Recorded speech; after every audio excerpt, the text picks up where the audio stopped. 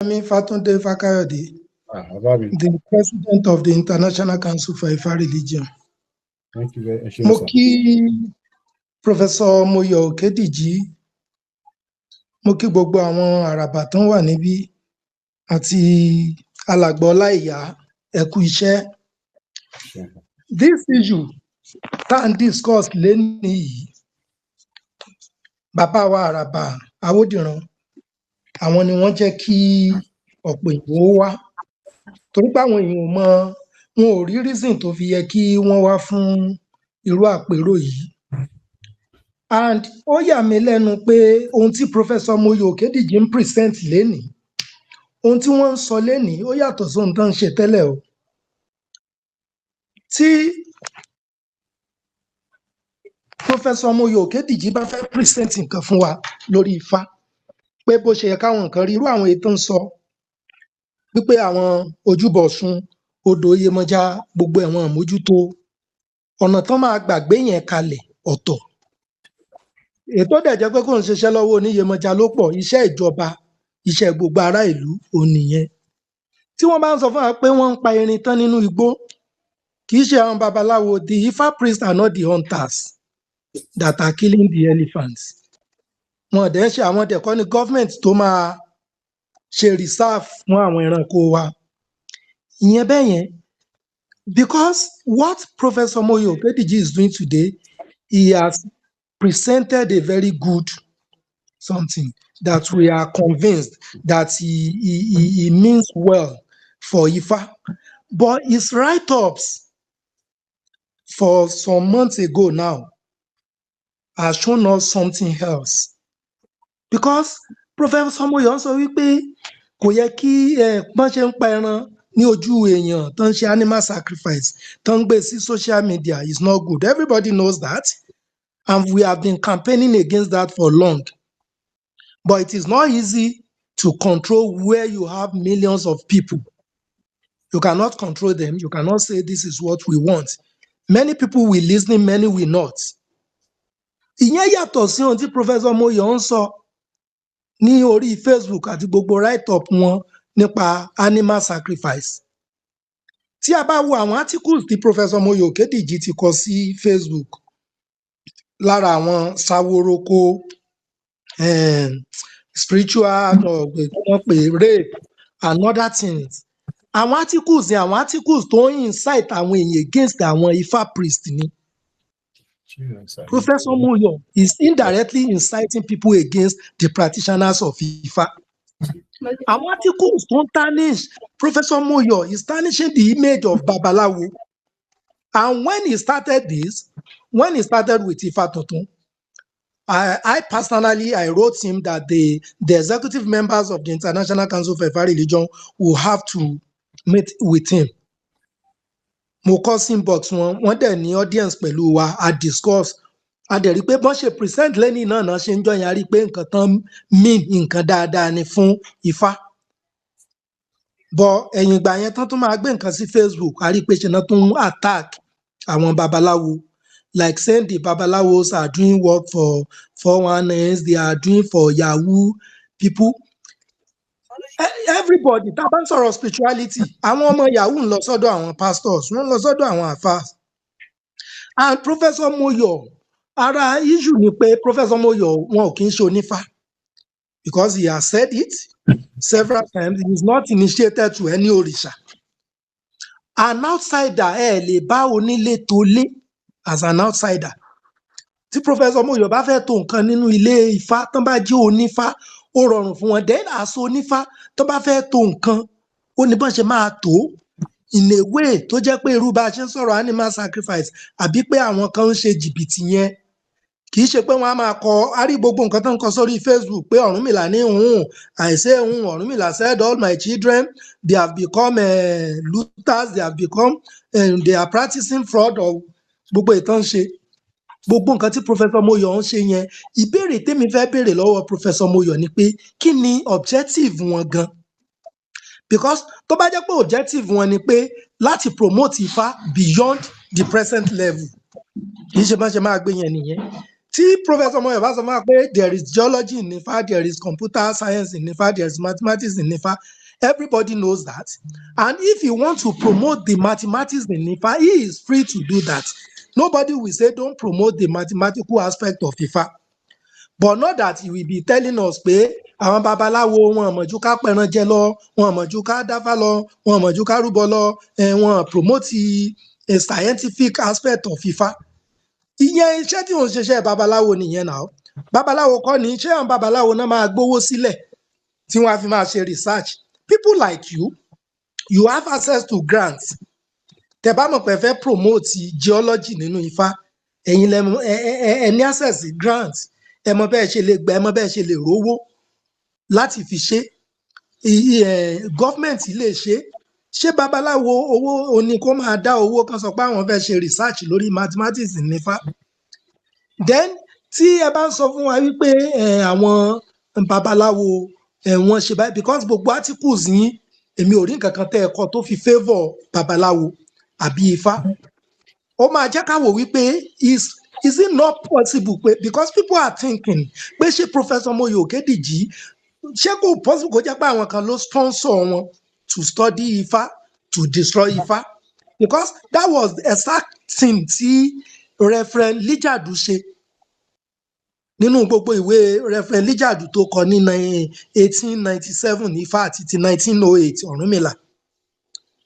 Ó hàn gbangba pé Reverend Lijadu was sponsored by Christian missionaries láti study Ifá, pé after studying Ifá láti destroy Ifá so that they will be able to propagate Christianity.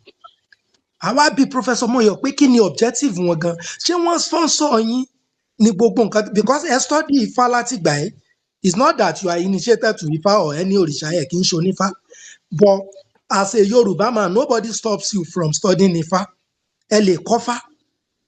But kí wá ṣe pé it's like pé lẹ́yìn tẹ́ ti wá ní knowledge yẹn tán, you want to use it against the babalawo. And this babalawo you are talking about, àwọn ni aṣàtẹ́rọ̀gọ̀dì tó dọ́kọ̀ dúró dọlọ́sìnsìn. Tí ò bá sáwọn babaláwo tán kọ́fà ẹ̀ tán fi ààyè tiwọn sílẹ̀ nígbà tí gbogbo yín gbanú Christianity and Islam lọ, tẹ́ ẹ padà dé ìsìn fún research ọwọ́ àwọn wo lẹ ti máa bá Ifá. Kò lè sí Ifá mọ́. Tó bá jẹ́ pé bí gbogbo yín ṣe lọ sí Christianity lọ sí Islam, táwọn bàbá oníkálukú lọ yẹn làwọn bàbá arúgbó wa náà lọ gba Christianity, gba Islam, tá àjókòó ti Ifá. Ìgbà tẹ́ ẹ padà dé ìsìn tẹ́ ẹ nídìí Ifá verses fún research ọwọ́ àwọn wo lẹ ti máa kọ́. Tẹ́ ẹ bá lè dúpẹ́ kẹ́ ẹ máa praise àwọn babaláwo tí wọ́n ráyè tí wọ́n fi táìmù wọn sílẹ̀ tán kọ́fá tán mọ́fá, ẹ ní láti máa attack wọn. That is it. Tẹ́ ẹ bá mọ̀ pé ẹ ní nǹkan tẹ́ ẹ fẹ́ ṣe láti promote Ifá beyond geomancy, ẹ free láti ṣe, but ẹ stop láti máa attack Ifá. Ẹ stop láti máa attack àwọn òrìṣà wa kẹ́ ẹ máa pè Ọ̀rúnmìlà ní rapist. Ẹ stop gbogbo ìyẹn. Ọ̀kẹ́ máa sọ wípé àwọn babaláwo náà ń ṣiṣẹ́ fún 419, àwọn náà ń ṣiṣẹ́ fún ọmọ Yahoo. Ẹ stop gbogbo ìyẹn because tó bá wo gbogbo àwọn nǹkan tẹ́ ẹ ti kọ yẹn, ẹ ń incite àwọn èèyàn against àwọn babaláwo and it's not good. Ẹ jẹ́ ká ro nǹkan tá a bá ṣe lẹ́ni ìtàn ní lọ́la o. Lẹ́yìn ní àìmọye ọdún tí Reverend Lijadu ti kú tán, kí Reverend Lijadu tó kú gan náà ti mọ̀ pé Ifá bó ti tọ́ ni ló ti fẹ́ padà sínú Ifá, but it wasn't easy for him torí Christianity tó ti gbà. Láìmọye ọdún tí Reverend Lijadu ti kú sí àìmọye ọmọ wọn lójó nífá tán dẹ̀ mọ̀ pé nǹkan tí grandfather àwọn ṣe ò dáa. Ẹ̀yin náà ronú ọjọ́ iwájú, àwọn ọmọ tí yín náà lè padà jó nífá lọ́jọ́ iwájú tí wọ́n á máa rí gbogbo nǹkan tẹ́ ẹ ṣe. Because ó padà hàn lẹ́yìn ìgbà yẹn pé òyìnbó ló sponsor Reverend Lijadu. Nǹkan téèyàn bá fi pamọ́ lénìí, ìyẹn 20 ọdún ó máa ń jóyàn lọ́wọ́. Ìtajà yìí Crowther ṣe about 200 years ago tó sọ pé èṣù ní Sátánì, ìyẹn 20 ọdún ń jóyàn lọ́wọ́. Ṣó jẹ́ kó níyì láàrin àwọn òṣèṣe lénìí tán bá ń sọ̀rọ̀ ẹ̀? Àwọn òyìnbó náà dẹ̀ sponsor ẹ̀. Ẹ jẹ́ káwa náà ronú nǹkan tó máa ṣẹlẹ̀ lẹ́yìn tá a bá lọ tán lórí ohun tá a bá ń ṣe o. Kò jẹ́ kékeré tí èmi lè sọ níbẹ̀ òun nìyẹn ni pé Professor Moyo Okediji summary ni pé presentation yín lè ní àtẹ̀tẹ̀ ṣe fún wa lọ́jọ́ tí a pè yín. Ó túmọ̀ sí pé you mean well for Ifá and òrìṣà, but gbogbo articles tẹ́ ń kọ ohun tẹ́ ń kọ síta opposite ohun tẹ́ lẹ́ mean yẹn ni ẹ̀ ń attack ìṣẹ̀ṣe ni ẹ̀làbọ̀rú ẹ̀làbọ̀yè ẹ̀làbọ̀ṣiṣẹ́. I welcome Àwíṣe Àgbáyé bàbá Professor Wande Abímbọ́lá. Ẹ pẹ̀lẹ́ o. Ẹ káàbọ̀ sórí ètò yìí o. Ọmọ yín Adéyínká. Adúpẹ́ lọ́wọ́ Ifá. Ọmọ yín Adéyínká Ọláyà láti Brazil náà ni o. Adúpẹ́ o, ẹ kú ètò náà. Bàbá mi. Orí ìdọ̀bálẹ̀ mú wa. Àwọn là ń ṣe o. Mo yọ̀. Orí ìdọ̀bálẹ̀ mú wa bàbá o. Mo gbà fún ọ. Orí ìdọ̀bálẹ̀ mú wa o. Ẹ ṣé o. Orí ìdọ̀bálẹ̀ mú wa o. Ṣé kí n dìde bàbá? Dìde.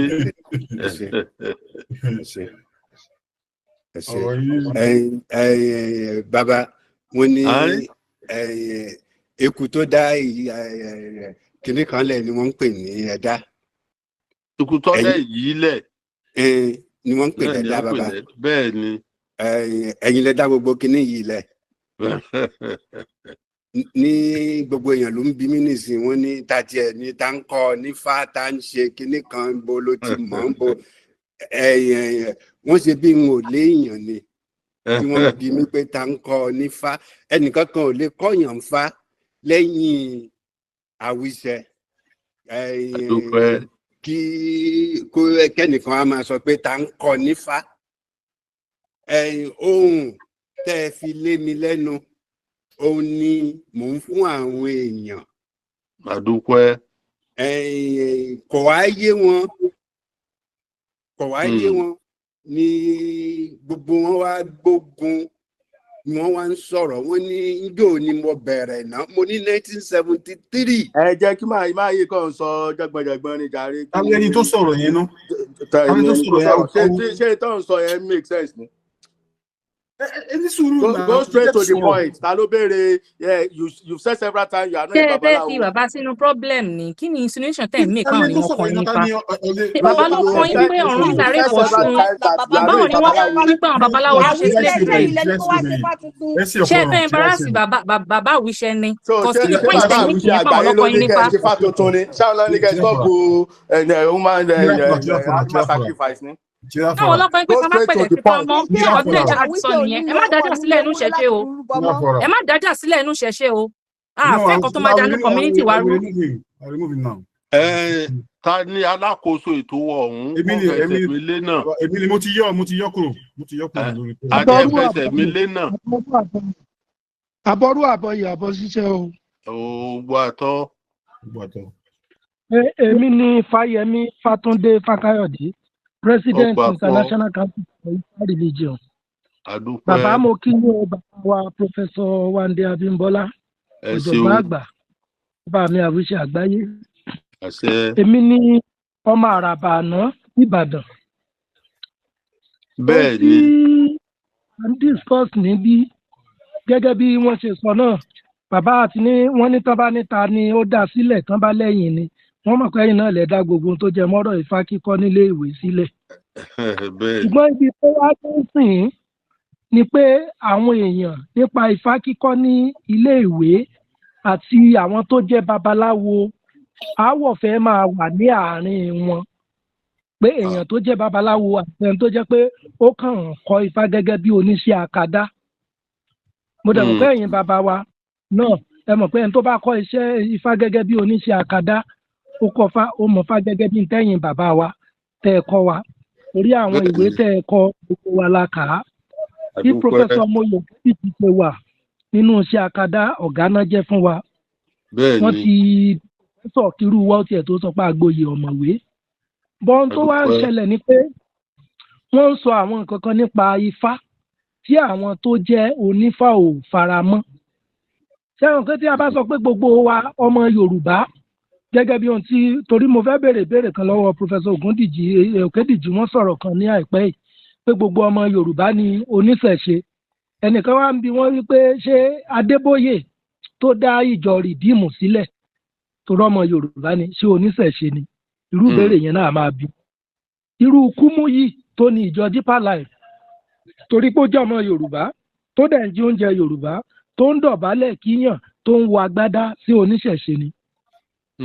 Ju gbogbo lọ ohun tó ṣẹlẹ̀ ni pé Professor Moyo wọ́n ń gbìyànjú láti ṣe àwọn àtúnṣe kan nínú ìṣẹ̀ṣe lẹ́ẹ̀ta mọ̀ pé àwọn point kọ̀ọ̀kan wà tí wọ́n ń raise táwa náà mọ̀ pé ohun tó tọ́ tó yẹ ká tún ṣe ni ṣùgbọ́n ó dàbí pé ẹ̀yin bàbá wa ní tí àyà bá fẹ́ tún ojú ọmọ ṣe tí ò bá ṣọ́ra tó bá ti kàbọ̀ lójú bẹ́ẹ̀ ni ó ti kàbọ̀ lójú ojú afọ́ ọ̀nà tí Professor Òkédìjí tí wọ́n ń gbé kinní yẹn gbà ó ń fa awuyewuye bí àpẹẹrẹ tí wọ́n bá sọ wípé nínú Ifá o ẹ̀yin onífá ẹ bára yín wí o àwọn tó ń lu jìbìtì o wọ́n ti wà o táwa náà mọ̀ pé àwọn kan ń lu jìbìtì nínú Ifá ṣé àwọn pé ìmọ̀ràn ni wọ́n fún wa tàbí tí wọ́n bá kọ nǹkan wípé nínú Ifá o ká preserve àwọn igi ká preserve àwọn ẹranko ká ṣe kí ni ọ̀tá mọ̀ pé gbogbo nǹkan tí Ifá ń sọ nìyẹn ṣùgbọ́n ọ̀nà táwọn ń gbé gbà ọ̀nà bíi foundation bí káwa máa sọ wípé kí wọ́n generalize nǹkan wípé Ọ̀rúnmìlà sọ fáwọn wípé gbogbo àwọn ọmọ òun wọ́n ti di oníjìbìtì tán wọ́n ti di kinní ìyẹn ó ń ru àwọn èèyàn nínú. a dẹ̀ ti ṣèpàdé pẹ̀lú wọn tẹ́lẹ̀ nínú ìpàdé wọn àwọn ọ̀rọ̀ tí wọ́n sọ fún wa a rí i pé wọ́n mean n tó dáa fún ìṣẹ̀ṣe he is trying to promote ìṣẹ̀ṣe he is trying láti rí i pé bóyá àwọn yọ gbogbo àwọn nǹkan tí ò dáa the bad element kan yọ ṣùgbọ́n táwa ń gbà láti sọ fún wọn ni pé ọ̀nà tí wọ́n ń gbé gbà ní ojú àwa tá a jókòó ti Ifá táwa rí Ifá gẹ́gẹ́ bí ẹ̀sìn wa tá a rí ìṣẹ̀ṣe gẹ́gẹ́ bí ẹ̀sìn kò tọ̀nà bí àpẹẹrẹ mo tó ti mú nǹkan kan nínú nǹkan tán sọ wọ́n ní gbogbo ọmọ Yorùbá ló níṣẹ̀ṣe àwa táwa jẹ́ rí olórìṣà à lè gbà torí what he is saying is like some people especially the people that are educated among the Yorubas because they see things that are good in our culture and tradition and the matter is like if you don't want to release something and you don't see that thing as a valuable thing at the same time you want to hold on to it wọ́n fẹ́ kó lọ wọ́n fẹ́ jù sílẹ̀ wọ́n dẹ̀ fẹ́ kó lọ they are not ready to be part of the Ìṣẹ̀ṣe community fully because we do tell them nobody is a Yoruba man except somebody who is practicing Orisha religion. Because if you are saying you are a Yoruba man and they ask your name, you say your name is Abdurasak, Abdulwasiu, and you are still claiming you are a Yoruba man. A Yoruba man will never bear such name. But in the name of religion, they will tell you, I'm a Muslim by religion, but Ìṣẹ̀ṣe is our heritage. Which we don't want to accept that. If you want to be a Muslim, be a Muslim. If you want to be an oníṣẹ̀ṣe, be an oníṣẹ̀ṣe. To us, oníṣẹ̀ṣe ni olórìṣà. Gbogbo ọmọ Yorùbá kọ́ lóníṣẹ̀ṣe. Ọmọ Yorùbá tó bá ti ń kírun tàbí ń lọ church kì í ṣe oníṣẹ̀ṣe. Bọ́ àjọ ní ẹ̀ẹ́dẹ́gbẹ̀ẹ́ wa ni. A ò sọ pé gẹ́gẹ́ bí iṣẹ́ àkàdá anybody ló ní access sí Ifá. Ṣùgbọ́n outsider, he is like I'm an Ifá priest now. If I study Christian religious studies or Islamic religious studies, I can write whatever I like about Islam or Christianity. But it's not that I will not be claiming that I'm part of the Muslims, that I can regulate for them.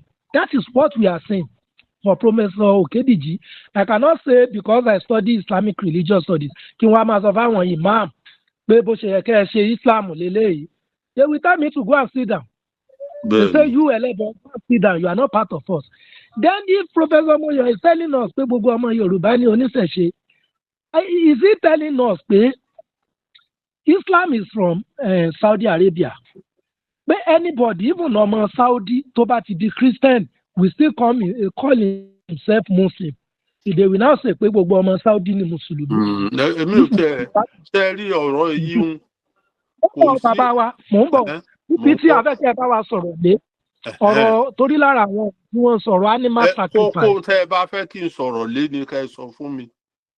Kókó tá a fẹ́ kẹ́ ẹ sọ̀rọ̀ lé ni pé kí Professor Moyo Òkédìjí kí gbogbo akitiyan wọn tí wọ́n ń ṣe lórí Ifá lórí ìṣẹ̀ṣe lórí àṣà àti ìṣe Yorùbá kí wọ́n má ṣe ètò máa fa awuyewuye láàrin àwọn àti àwọn oníṣẹ̀ṣe ení.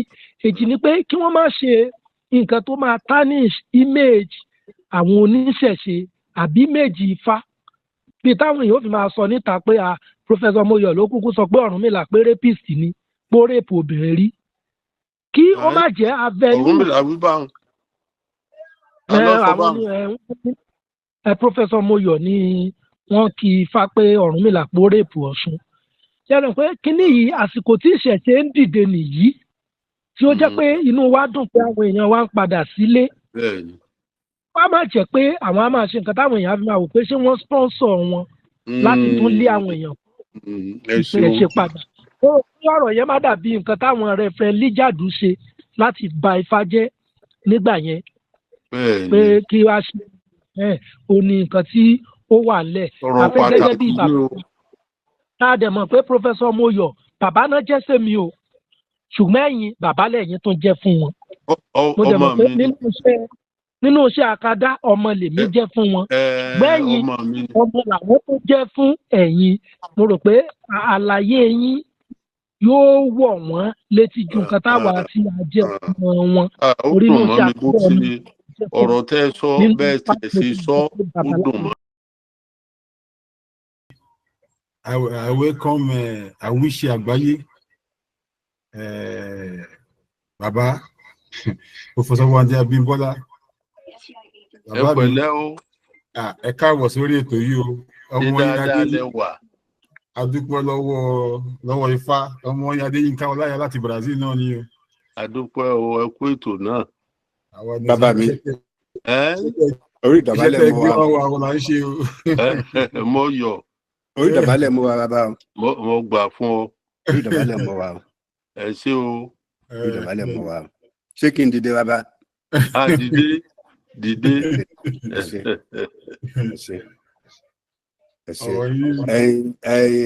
Bàbá wọ́n ní eku tó dá kinní kan lẹ̀ ni wọ́n ń pè ní ẹ̀dá.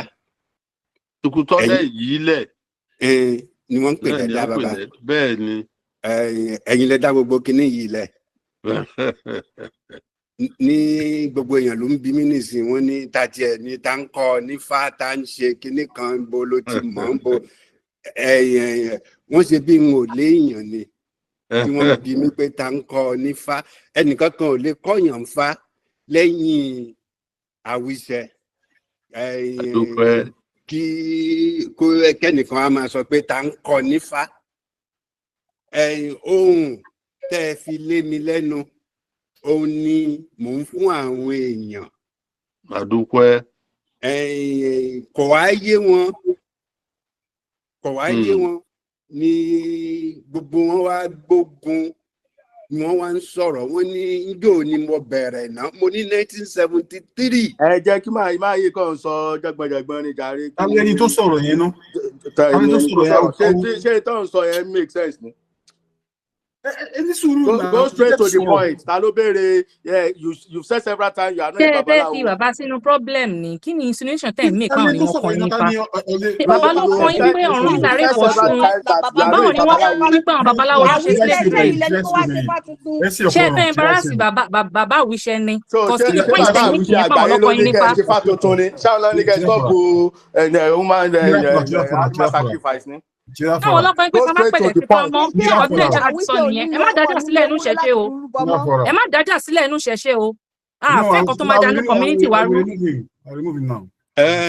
Ta ni alákòóso ètò ọ̀hún? Fẹsẹ̀ mi lé náà. Èmi ni mo ti yọ kúrò lórí. Àjẹfẹsẹ̀ mi lé náà. Àbọ̀rú àbọ̀yè àbọ̀ ṣiṣẹ́ o. Ògbó àtọ́. Èmi ni Fáyẹmí Fátúndé Fákáyọ̀dé. President International Council for Ifá Religion. Bàbá mo kí ní bàbá wa Professor Wande Abímbọ́lá ọ̀jọ̀gbọ́n àgbà bàbá mi Àwíṣe Àgbáyé. Èmi ní ọmọ àràbà àná Ìbàdàn. Bẹ́ẹ̀ ni.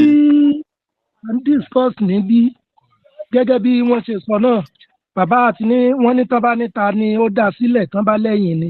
Wọ́n mọ̀ pé ẹ̀yin náà lè dá gbogbo tó jẹ mọ́rọ̀ Ifá kíkọ́ nílé ìwé sílẹ̀. Ṣùgbọ́n ibi tó wá tó ń sìn ni pé àwọn èèyàn nípa Ifá kíkọ́ ní ilé ìwé àti àwọn tó jẹ́ babaláwo aáwọ̀ fẹ́ máa wà ní àárín wọn. pé èèyàn tó jẹ́ babaláwo àti ẹni tó jẹ́ pé ó kàn kọ́ ifá gẹ́gẹ́ bí oníṣẹ́ akadá.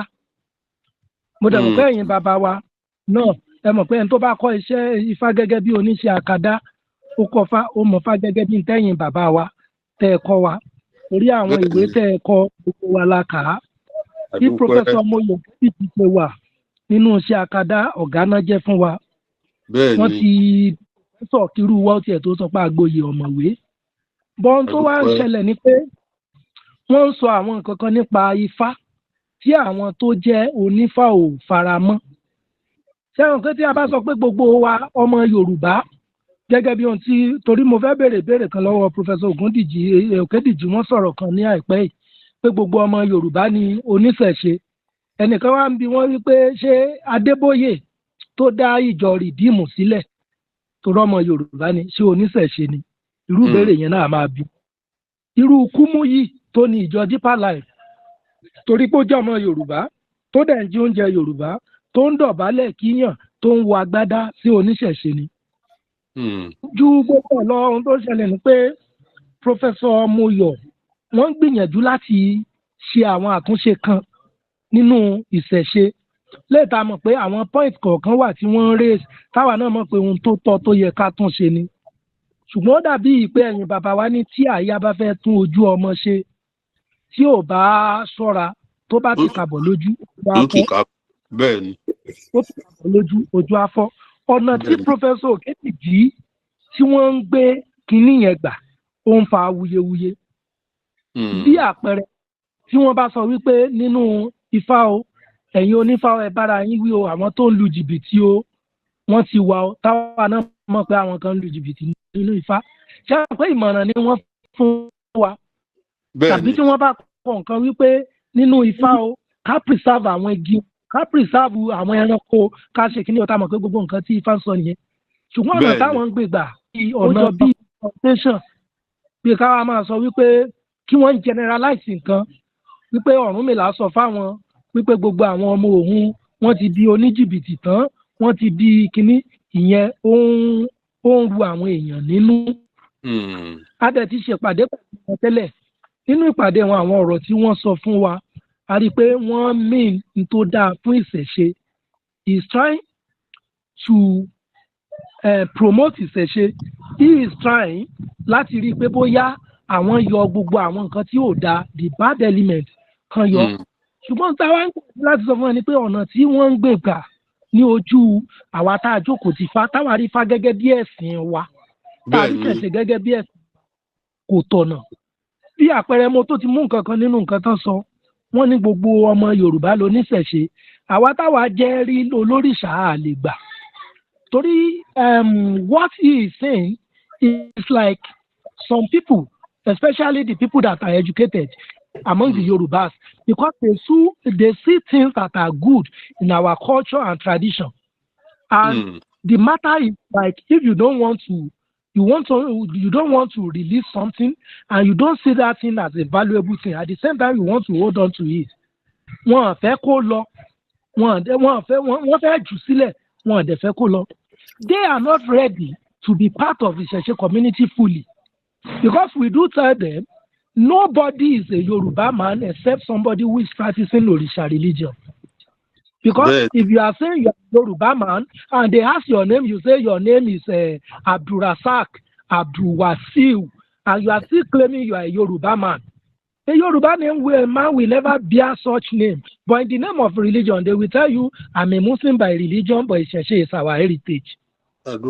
We don't want to accept that. If you want to be a Muslim, be a Muslim. If you want to be an oníṣẹ̀ṣe, be an oníṣẹ̀ṣe. To us, oníṣẹ̀ṣe ni olórìṣà.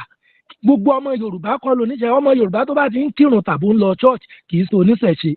Bọ́ àjọ ní ẹ̀ṣẹ̀ wa ni. A ò sọ pé gẹ́gẹ́ bí iṣẹ́ àkàdá anybody ló ní access sí Ifá. Ṣùgbọ́n outsider, he is like I'm an Ifá priest now. If I study Christian religious studies or Islamic religious studies, I can write whatever I like about Islam or Christianity. But it's not that I will not be claiming that I'm part of the Muslims, that I can regulate for them. That is what we are saying. for Professor Okediji. I cannot say because I study Islamic religious studies kí wọ́n á máa sọ fáwọn imam pé bó ṣe yẹ kẹ́ ẹ ṣe Islam lélẹ́yìí. They will tell me to go and sit down. They say you Elebo, sit down, you are not part of us. Then if Professor Moyo is telling us pé gbogbo ọmọ Yorùbá ní oníṣẹ̀ṣe, is he telling us pé Islam is from Saudi Arabia? But anybody, even ọmọ Saudi tó bá ti di Christian, will still call himself Muslim. They will now say pé gbogbo ọmọ Saudi ni Mùsùlùmí. Èmi ò tẹ́ rí ọ̀rọ̀ yìí. Ó bàbá wa, mò ń bọ̀. Ibi tí afẹ́kẹ́ bá wa sọ̀rọ̀ lé. Ọ̀rọ̀ torí lára àwọn tí wọ́n sọ̀rọ̀ animal sacrifice. Kókó tẹ́ ẹ bá fẹ́ kí n sọ̀rọ̀ lé ni ká ẹ sọ fún mi. Kókó tá a fẹ́ kẹ́ ẹ sọ̀rọ̀ lé ni pé kí Professor Moyo Okediji kí gbogbo akitiyan wọn tí wọ́n ń ṣe lórí Ifá, lórí ìṣẹ̀ṣe, lórí àṣà àti ìṣe Yorùbá, kí wọ́n má ṣe ètò máa fa awuyewuye láàrin àwọn àti àwọn oníṣẹ̀ṣe. Èní. Èjì ni pé kí wọ́n má ṣe nǹkan tó máa tarnish image àwọn oníṣẹ̀ṣe àbí image Ifá. Bí táwọn èèyàn fi máa sọ níta pé Professor Moyo ló kúkú sọ pé Ọ̀rúnmìlà pé rapist ni, pé ó rape obìnrin rí. Kí ó má jẹ́ avenue. Ọ̀rúnmìlà wí báwọn. Professor Moyo ni wọ́n kì í fa pé Ọ̀rúnmìlà pé ó rape Ọ̀ṣun. Yẹ́nì pé kíní yìí àsìkò tí ìṣẹ̀ṣe ń dìde nìyí tí ó jẹ́ pé inú wa dùn pé àwọn èèyàn wa ń padà sílé. Wọ́n á máa jẹ́ pé àwọn á máa ṣe nǹkan táwọn èèyàn á fi máa wò pé ṣé wọ́n sponsor wọn láti tún lé àwọn èèyàn ìṣẹ̀ṣe padà. Ó ọ̀rọ̀ yẹn má dàbí nǹkan táwọn Reverend Lijadu ṣe láti ba Ifá jẹ́ nígbà yẹn. Pé kí wá ṣe ó ní nǹkan tí ó wà lẹ̀. Àfẹ́ gẹ́gẹ́ bí bàbá. Tá a dẹ̀ mọ̀ pé Professor Moyo bàbá náà jẹ́ sẹ́mi o. Ṣùgbọ́n ẹ̀yin bàbá lẹ́yìn tó jẹ́ fún wọn.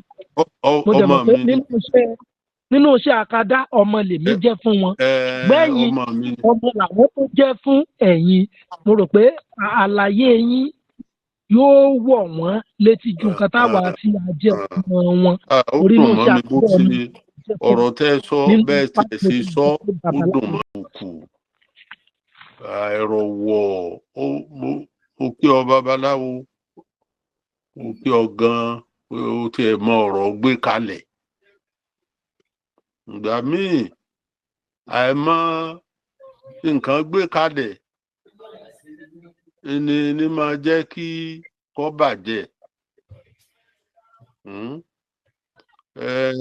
Irú ìpàdé báyìí sì yẹ ká máa ṣe lẹ́ẹ̀kọ̀ọ̀kan kájọ máa fi ọ̀rọ̀ yé ara wa.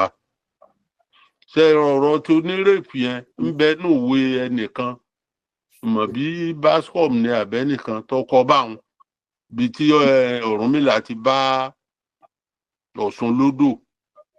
Ṣé pé bẹ́ẹ̀ náà ló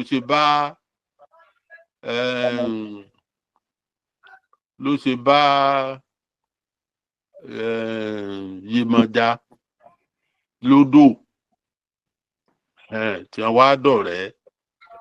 Ó ti rí kanú ìwé kan bá náà tí wọ́n sọ pé àní rape kankan. Àní mọ̀ kò sí ntọ́jọ́ bá nú àṣà tiwa. Kò sì sí nǹkan tí ọba máa bà wá jẹ́ mo yọ̀ ń gbọ́. Tó ń gbọ́ bàbá. Ó máa yàgò fún òní máa sọrú ẹ̀. Bá jẹ́ pé àlejò kan ní tiẹ̀ ń sọrú ẹ̀ tí nǹkan ò yé tí èso máa nú lé. Àwa la máa tọ́ wọn sọ́nà pé kò rí bẹ́ẹ̀. Àgbàniwọ́ náà dà yìí. Kábíyèsí. Ó dàgbà tí irùngbọ̀n tó wù kí mo fi wú bẹ́ẹ̀ o. Ọjọ́ orí gan-an ó ti dàgbà. Kábíyèsí. Kí wọ́n máa wá fọ̀rọ̀ lọ kọ́ ọmọ tọ́ wọn sọ́nà lọ́dà. Kì í ṣe pé wọ́n máa wá perú rẹ̀ kalẹ̀ kí wọ́n máa bá ọ wí. Kò ní dùn mọ́ mi bẹ́ẹ̀. Bẹ́ẹ̀ náà ni ọ̀rọ̀ tèmi tiẹ̀ tí babaláwo àràbà Òrùnsòkí ọ̀rẹ́ mi Awódìran tó ló sọ fún mi mo fi wá nípa ọ̀rọ̀ pé Ifá tuntun kan ń bẹ tí o fẹ́ gbé jáde ẹni mo fẹ́ sọ̀rọ̀ lé gan ṣé ẹni tó sọ̀rọ̀ yìí kò sọ̀rọ̀ débẹ̀ ṣé ẹ ti sọ yìí sẹ́yìn ni. bẹ́ẹ̀ ni kábíyèsí. mo lẹ gbé kà. Ibi tá a gbé kà náà ni wípé èmi ń ṣàlàyé fún wọn wípé Ifá tuntun tí èmi ń sọ kì í ṣe Ifá. mo ti sọ tó ẹ̀ẹ̀mẹ́ẹ̀dínlógún kò sẹ́ni tó gbọ́ ohun tí mò ń wí. Mo ní kì í ṣe Ifá, mo ní àlàyé lórí Ifá ni wípé ntí ohun tó ń tan ìmọ́lẹ̀ sí orí Ifá ni kì í ṣe Ifá. Mo ti sọ tó ogún gbà kò sẹ́ni kankan tí ó dàbí ẹni wípé ó gbọ́ ohun tí mò ń wí. Bàbá mi mo gbọ́ yín o, mo dẹ̀ lé ẹ ṣe. Dádì. Ta ló sọ̀rọ̀ yìí? Dúpẹ́ ló ń sọ̀rọ̀. Dúpẹ́ ni. Ìyá ọmọ yín ló ń sọ. Mo gbọ́ yín, mo dẹ̀ ní ẹ ṣe. O ṣeun Dúpẹ́, mo gbà fún ọ. Yes sir. Má sọ̀rọ̀ rẹ lọ. Mo gbọ́ mọ́ o. Professor, à ń gbọ́ yín. Professor Moyo. Dúpẹ́ ní sọ̀rọ̀ lọ. Èmi bèrè, dádì, mo bèrè lọ́wọ́ wọn, mo ní kọ́ kí Ifá tuntun yìí fún wa. Wọ́n dẹ̀ ní kì í ṣe Ifá, pé is some other program táwọn ń ṣe ni. Mo dẹ̀ ní wọ́n ṣeun pé I learned something today. Mo dẹ̀ kúrò ń bẹ̀. Orí èmi gbọ́ yín. Inú mi dùn tẹ́ gbọ́ mi o. Ó dàbí ẹni pé ọ̀pọ̀lọpọ̀. Ifá tuntun kan ń bẹ Moyo. Ifá tuntun wà. Ntí èmi pè ní Ifá tuntun kò ju wípé nǹkan tí àwọn tí ó jáde ní ilẹ̀ Yorùbá tí wọ́n bẹ̀rẹ̀ sí kọ gbogbo àwọn òǹkọ̀wé tí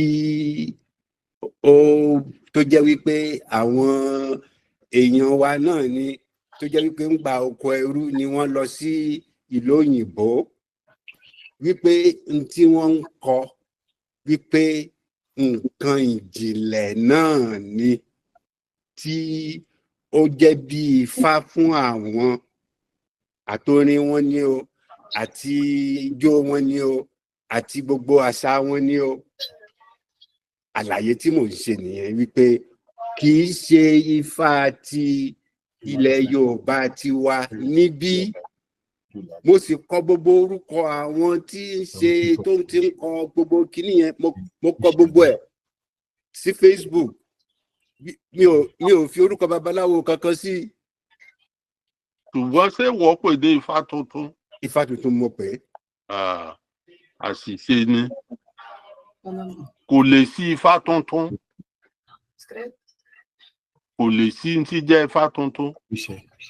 Ǹjẹ́ Bíbélì tuntun ń bẹ bí? Tàbí Kùránì tuntun? Tàbí Rigveda tó jẹ́ ìwé àwọn oní Hindu? Gbogbo àwọn ìwé mímọ́ ọ̀hún àti tí wọ́n kọ lẹ̀ àti tó jẹ́ àtẹnudẹ́nu tí ẹ̀sìn kọ̀ọ̀kan ń lò kò yé léèsì ìtọ́wà ńlẹ̀ gbọ́ jẹ́ pé àwọn tó gbé kalẹ̀ wọ́n èsè èèyàn láfẹ́ lè wí pàápàá jùlọ Ifá òòṣà ni tó lè wáyé bí èèyàn òòṣà ni tó a lè rí tuntun rẹ̀ ìtọ́wà ti di tuntun ó ti kó lẹ́sìn. Kábíyèsí kì í ṣẹ̀sìn o tí mo ń sọ yìí kì í ṣe ẹ̀sìn. Má wàá pè ní tuntun mọ́ tí mo kọ́ fẹ́ béèrè ni ǹjẹ́ ọtẹ fá gan Moyo? Bàbá n ò fẹ́ tẹfá n ò fẹ́ di babaláwo nítorí ẹni tí ò jẹ́ kí iṣẹ́ mọ̀ wípé tí mo sọ wípé mo bá yín tẹ́ kọ́ wa yìí náà ó lé ní 50 ọdún bẹ́ẹ̀ ni. Ká ló wù mí láti di babaláwo ni ńgbà tẹ́ ti kọ́ wa ńgbà náà lèmi náà ọba ti lọ òkè tasẹ̀ tí n bá ti lọ di babaláwo ṣùgbọ́n èmi ò fẹ́ ṣe babaláwo nítorí wípé gbogbo wa náà kọ́ ni a gbọ́dọ̀ jẹ́ babaláwo. bẹ́ẹ̀ ni bẹ́ẹ̀ bó sì ti jẹ́ babaláwo náà ṣe bí ọmọ Yorùbá ni ọ́. kábíyèsí. gẹ́gẹ́ mo ṣe ń sọ ẹni tí ọba mọ̀ jẹ́ kí n ǹjẹ́ ń gbọ́ mi mọ́. mo ń gbọ́ yín bàbá. bẹ́ẹ̀ni à ń gbọ́ yín kábíyèsí. mo yọ̀ yìí kò tí ì ju ọmọ ọdún 10 àbí 12 lọ tí mo bá ń lọ sọ́yọ́ òun àti ẹ̀gbọ́n rẹ̀ obìnrin Mojí tí wọ́n máa ń bá mi wá sọ́yọ́. Ọ̀yọ́ ni ilé wọn, bàbá rẹ̀ ẹ̀gbọ́n mi gidigidi ni táwọn ti lọ síbi àgbáre ṣùgbọ́n gbà yẹn wọ́n sì wà láyé tí n bá ń bọ̀ láti Ifẹ̀ wọ́n á ní kí wọ́n bá mi wá sọ́yọ́. Abó ti gbàgbé. Kábíyèsí.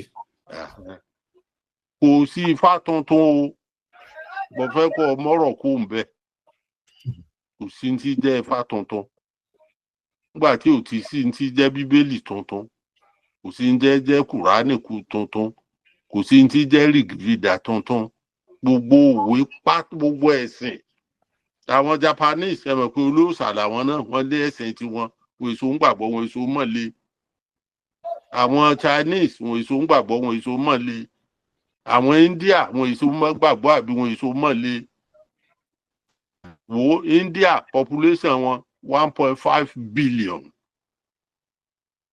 China population wọn 1.4 billion. While Japanese be 300 million. Àwọn South Korea be 300 million.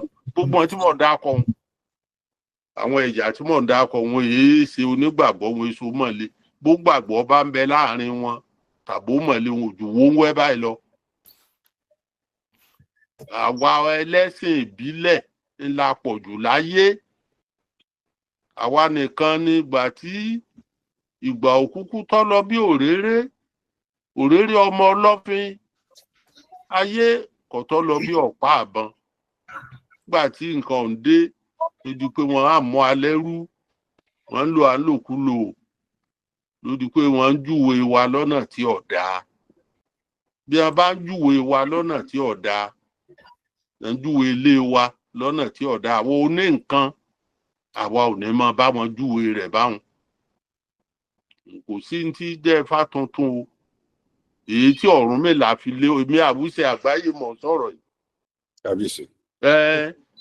Ètò Ọ̀rúnmìlà fi lélẹ̀ fún wa iná ni à ń lò. Bọ́rúnmìlà bá tún padà wá lọ́la ló kù. Kábíyèsí.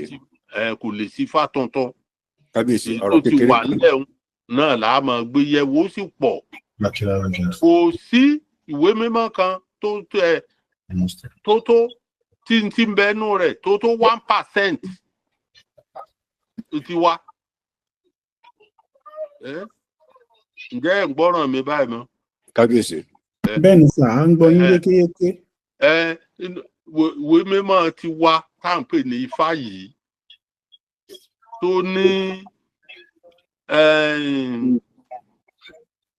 ní àpólà lọ́nà 4,200 tó á jẹ́ pé ìtàn tí ń bẹnú ọ̀kọ̀ọ̀kan ó jẹ́ 200. tá a bá fẹ́ mọ iye ìtàn tí ń bẹnú Ifá a wá mú 256 a fi multiply 800. Gbogbo Bíbélì kò tó 1%. Islam ìwé mímọ́ wọn kò tó 1%. Rigveda kò tó 1%. nǹkan tí wá tá a gbé lọ́wọ́ ẹ̀ tá a níyì a mọ̀mọ́ sóríire o àwọn ọmọ Yorùbá tó bá jẹ́ pé orí wa bá pé tá a mọ̀ tá à ń ṣe tá a fẹ́ ṣerú mọ́ tá a fẹ́ ṣe làálàá káàkiri mọ́ Ifá yìí nìkan ó tó gbogbo ọmọ Yorùbá jẹ ó tó wá tà kò sí nǹkan kan ìmọ̀ kan tí ń bẹ láyé tó tó Ifá a nílò Ifá tuntun kò sí tọ́kàn wá pẹ̀lú ẹ̀ tí mo fẹ́ kọ́ sọ ni pé báyìí pọ̀ sọ̀rọ̀ Ifá tuntun ṣàlàyé rẹ̀ kò sì tọrọ àforíjì pọ̀ ọlọ́ba ò bú Ifá o ǹjẹ́ mo yọ̀ ń gbọ́. Kábíyèsí. èèyàn fi Ifá ṣe yẹ̀yẹ́ nu àgbọ́dọ̀ ṣe èèwọ̀ ní.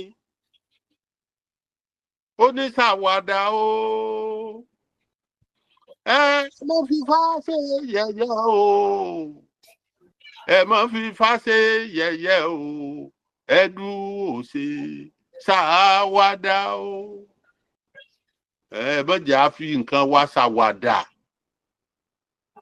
nǹkan pàtàkì ní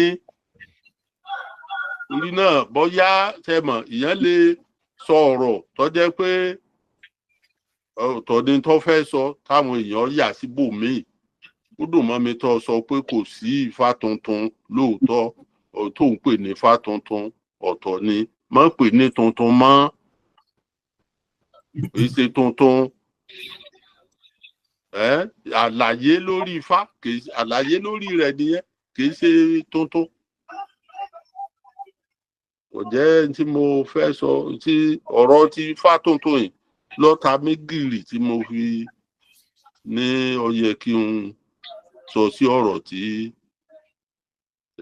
tẹ pè wá sí yìí gbogbo yín pátá agbára Ọlọ́run àti mọyọ̀ ẹ̀ náà ẹnìkan ò ní pòfo nù wa. Àṣẹ o. àní rúfo àní ìdìbò tí ò fo Àṣẹ. àní ṣàwúre lẹ́yìn gbèsè. Àṣẹ. gbogbo yín pé ẹ ṣe púpọ̀ o adúpẹ́ o ọ̀rọ̀ mi kò jù báyìí lọ. Ẹ jọ̀ọ́ mo fẹ́ bèrè ìbéèrè kan lọ́wọ́ bàbá Àwíṣe Àgbáyé ẹ jọ̀ọ́. Orúkọ mi ni Wọlé Olúgúnlẹ̀ mo wà ní orílẹ̀-èdè Amẹ́ríkà. Mo gbà fún ọ. Mo fẹ́ kọ́kọ́ dúpẹ́ lọ́wọ́ yín fún iṣẹ́ gúnlẹ̀ yẹn dúró kí ni olúhun tó gúnlẹ̀. Olú ọmọ òun ló dé òun ló ti wọlé dé ló wá gúnlẹ̀ sí àárín. A ní jẹ́ olú ọmọ. Èmi orúkọ mi gangan ni Olúwọlé ṣùgbọ́n orúkọ bàbá mi ni Olúgúnlẹ̀. Sọ mọ̀ pé olú yẹn Ṣànpọ̀nná ní jẹ́ olú ní jẹ́ olúwa. Bàbá ọ̀yẹ̀. Ṣànpọ̀nná ní jẹ́ olúwa. Ẹ dákun ẹ bá ń fi ọwọ́ òsì yín kanlẹ̀ kẹ́ fi kan orílẹ̀ mẹ́ta. Bàbá ọ̀yẹ̀. Àṣẹ bàbá mi Àwíṣẹ. Ló gúnlẹ̀ Ṣànpọ̀nná. Bàbá o. Ní jẹ́ olú kò sólúwa kankan bì kan. Tí wọ́n pè lólú gé olúwa wọ́n gé kúrú. Ṣànpọ̀nná ní jẹ́ bẹ́ẹ̀. Ẹ ṣé Àwíṣẹ. Máa sọ̀rọ̀ rẹ lọ. Ìbéèrè tí mo fẹ́ béèrè òun ni wípé mo ti ka ọ̀pọ̀lọpọ̀ ìwé yín mo ti kà á mo dẹ̀ fẹ́ kí yín you have lived a legacy that will outlive you so there is no doubt about that. Ìbéèrè tí mo fẹ́ béèrè ni wípé ǹjẹ́ ó ṣeé ṣe kí èèyàn tẹfá kó má ṣe babaláwo tàbí ṣé ó pọn dandan pé ẹni tó bá tẹfá ó gbọ́dọ̀ ṣe babaláwo. Rárá. Àbọ̀rúbọ ẹ̀ kábíyèsí sá ẹ jẹ́ kí n dá wọn lóhùn ẹ jẹ́ kí n ràn yín lọ láti dá wọn lóhùn. Ta ló sọ̀rọ̀ yẹn? Olórí apènà ló sọ̀rọ̀ láti London. Ẹ jẹ́ kí Àwíṣẹ dáhùn ẹjọ́. Wọ́n ṣàlàyé fún kí bàbá máa ṣàlàyé fi yẹn kéré sí bàbá láti ṣàlàyé. Ẹ jẹ́ kí Àwíṣẹ dáhùn ẹjọ́ ẹ má bínú. Ẹ náà ẹ sọ̀rọ̀ ẹjọ́. Ẹ ṣeun. Tẹ́ẹ̀rí èèyàn lè tẹfá kọ́mọ̀ sí babaláwo dáadáa téèdì sìn náà. Ẹ jẹ́ ń fún ẹ ní àpẹẹrẹ kan. ní nǹkan bí ọdún mẹ́ẹ̀ẹ́dọ́gbọ̀n sẹ́yìn obìnrin kan ó jẹ́ lọ́ọ̀yà ní Atlanta tó bá pè mí pé òun ní kánsà níbi ọmú òun wọ́n wá sọ fóun pé tóun bá tẹfá òun ò ní kú ó ló ti dé stage 4 tẹ́tẹ̀ sọ fóun pé òun ò lè ju ọdún kan lọ tóun ó fi kú kí n dákun kí n wá tẹ òun nífà ọlọ́dà nǹkan dáadáa ni ṣùgbọ́n kò sí dánilójú o pé tó bá tẹfá ò ní kú o èmi tí wọ́n tẹ̀ ọ́ fà gan wọn mọ̀ bóyá wọ́n dọ́dún kan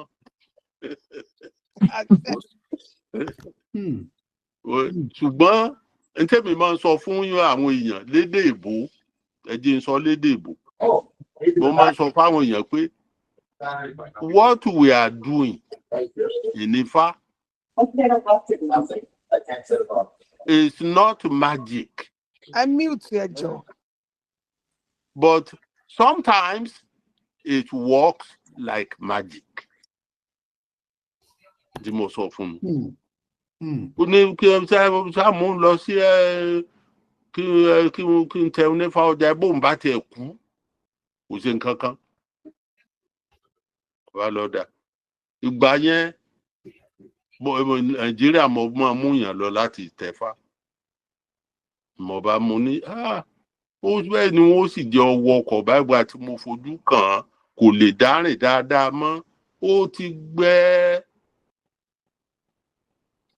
tó làbáṣá lọ ní abájọ wọlé làbájọ wọ ọkọ̀ gbàtà dé Èkó kò lè dìde mọ́ lórí ìjókòó ibi tó gbé jókòó sí a bá gbé wheelchair ní a fi gbé jáde gba wọn gbé jáde tán kò lè rìn mọ́ kò lè ṣe kán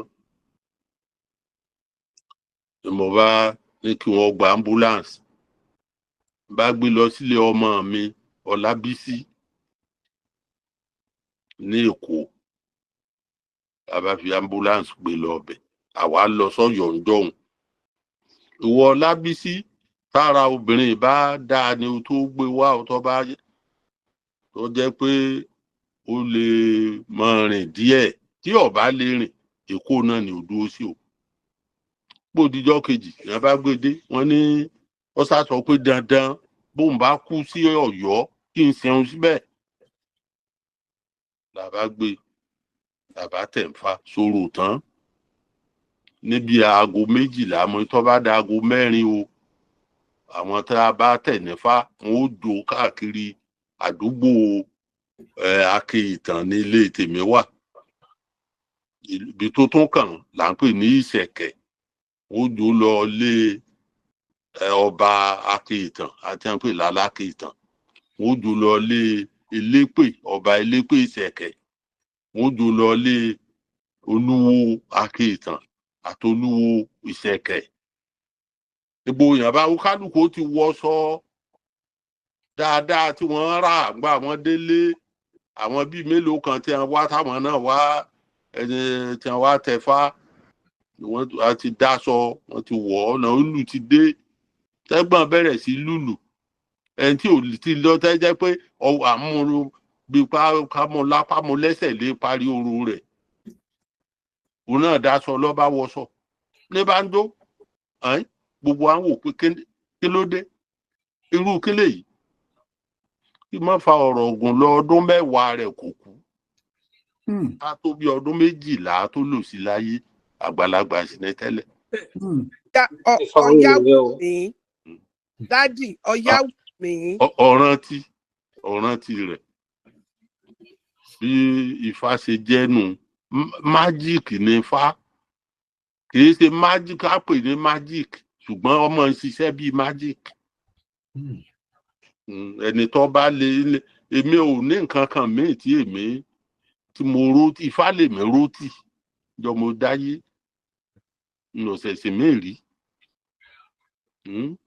ẹ jẹ́ ká mójútó nǹkan wa mọ́yọ̀ mo ṣe ń gbúrò rẹ inú mi ń dùn nípa iṣẹ́ àkàdá tó ń ṣe ṣùgbọ́n má fi kàntàkàntà kún wo Ifá tuntun kan bẹ́ẹ̀ níbì kan má tún sọ bẹ́ẹ̀ mọ́ òṣìṣẹ́ àtúntò kan bì kan èyí tó ti wà náà ni tó ti pọ̀ tó jẹ́ pé èyí tó ti tá rántí mọ́ táwọn bàbá wa ìyá wa tí wọ́n ti lọ tí wọ́n gbé lọ sí òde ọ̀run kò níye èyí tó tún kù nílẹ̀ yìí tá a bá pé ká kọ gbogbo ẹ̀ sínú ìwé tíwèé kọ̀ọ̀kan jẹ́ bí ẹgbẹ̀rún ojú ìwé a sì rí ẹgbẹ̀rún bíi 10 rú ẹ̀ àwọn ọmọ bó ṣe jẹ́ o tí wọ́n ń pè ní Ifá yìí o kò sí irú rẹ̀ ní ayé rí tó bá jẹ́ pé àbámọ̀ bẹnu àtẹ́lù tá à ń mójú tó ó tó wá jẹ́ ó tó wá tà títí ayé gẹ́gẹ́ bí ọmọ Yorùbá. Bàbá Àwíṣẹ, ẹ má bínú pé mo kọ́ tì ẹ lo àkókò yìí láti bá àwọn babaláwo tí wọ́n ń ṣe àlùpàídà ìkan lára àwọn bàbá mọ́yọ̀ wọ́n try láti correct kẹ bá wọn wísà ẹ ṣe. ẹ jọ̀ọ́ bàbá mi Àwíṣẹ Adéyínká ló sọ láti Brazil sà. Adéyínká sà. Adéyínká mo gbà fún ọ. ẹ ṣé bàbá mi kẹtó dá Olúgúnlé lóhùn àwọn ti Brazil wọ́n ní kí n máa kí yín àwọn náà wà lórí ètò yìí gbogbo àwọn Brazilians náà wà ń bẹ̀ àwọn náà ń gbọ́ àdúpẹ́ ẹ ṣe ń lọ wọ́n wà wọ́n ní kí mo fẹ́ kẹ́ bá kí wọn kí n dẹ̀ sọ nǹkan díẹ̀ fún wọn ní èdè tiwa níbí báyìí pé ẹ̀ ń kí wọn mo fẹ́ kẹ́ ẹ kí wọn kí wá sọ fún wọn pé ẹ̀ ń kí wọn torí orúkọ yìí. mo kí gbogbo yín o ọmọ Alákétu ọmọ Alákétu ìbáyìí tó ọmọ Alákétu báyìí kì í lẹ̀kẹ̀ ọmọ a sì pín ọyàn ènìyàn a sì pé Ọlọ́run olówó Alákétu rè fara yín mọ́ra bàbá ò fara yín mọ́ra ẹ̀gbọ́n ò fara yín mọ́ra àbúrò fara yín mọ́ra olówó Alákétu rè fara yín mọ́ra. Mo kí púpọ̀ mo yìnyín títí ẹ̀yin tẹ́ wà ní Brazil ẹ̀yin tẹ́ wà ní Cuba ẹ̀yin tẹ́ wà ní Trinidad and Tobago. Trinidad and Tobago nìkan ni wọ́n ti sọ ẹ̀sìn wa di official religion láti 1981. Wọ́n yẹ kó jẹ́ official religion Nàìjíríà wa ní Benin Republic ní Togo Republic ní Ghana ṣe mọ̀ pé Ghana mílíọ̀nù 4 lọ́mọ Yorùbá ti bẹ Ghana kì í ṣe àwọn tó ṣòwò lọ o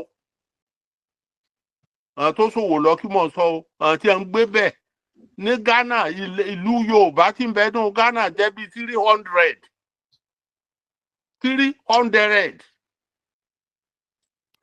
ìlú kékeré ìlú ńlá tí wọ́n pín wọn mọ́ gbà tí èbódé tí wọ́n ń pínlẹ̀ fúnra ara wọn ni wọ́n pín wọn mọ́ Ghana